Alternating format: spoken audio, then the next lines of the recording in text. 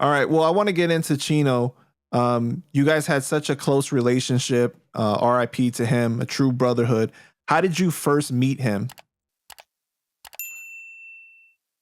Hmm, that's a good question. I worked with Chino for years before we ever met. Like I worked with Anno Domini.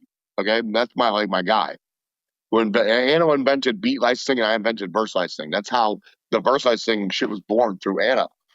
um, we had made hundreds of thousands of dollars together before we ever met in person. But I'm like, I need you to live in America. We could do even more if you lived here. And I had all these artists and labels sign off on like his work visa. He came here, met his now wife, has a family, and he's an American citizen now. Congrats.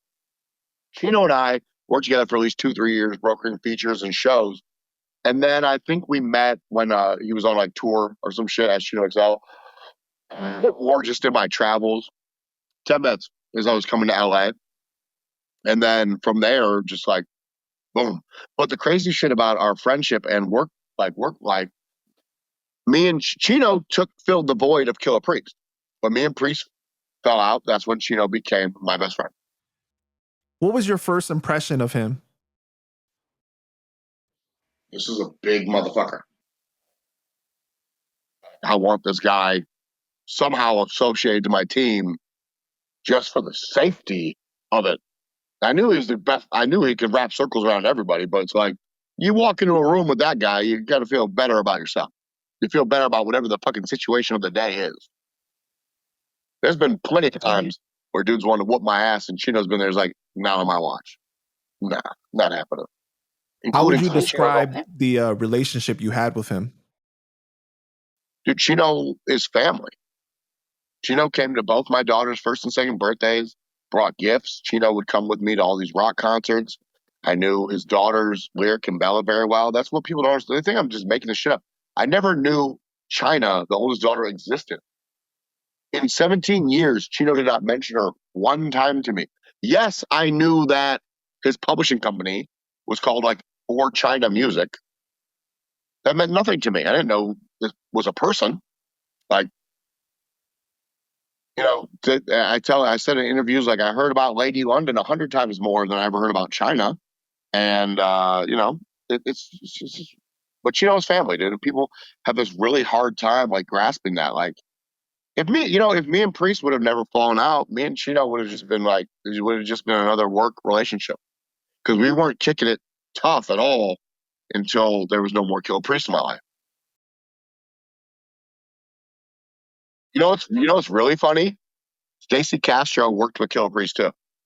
Like she worked with Canibus. I like she worked with Kill Priest. Or like she worked with Chino. Sorry. Who's she exactly? Stacey Castro was an executive producer and Chino's former manager on God, what fucking album? The one that tanked. The one with Wordsmith and Messiah. I can't remember the name off the top of my head. I know, right? Oh, Poison Pen. Right. Yeah. Okay, got you. Yeah. So she was that. Then she was like this movie person, like an agent. Chino, dude, look at what fucking shit Chino was in. It's nothing to pat yourself on the back about. Good job, Stacey Castro, for landing him those very wow roles. It's not necessarily like M80 putting Chino on a Rock Kim album. Okay. Um, then Chino had fired her on and off throughout the course of these years. The last time she was quote unquote with management was 2018. I was the manager at Chino at the end of Chino's life. Um, she cost Chino the opportunity to be on that show Pass the Mic with James Corden. And when Chino lost the opportunity, they gave one of the two positions to Method Man. Wow. Yeah. She did more harm than good. And like everyone wants me to look like the fucking devil and the scapegoat of the situation when Chino passed, but gave him no aid. Gave him no aid when he needed it during his lifetime. And I'm the bad guy somehow. Like I've worked with dozens of artists who have passed away. I'm literally doing an interview. I'm finishing it up. Thanks. So that's that. It's an insanely dumb situation, but like that's the kind of results you get when you're playing with people with fucking GEDs.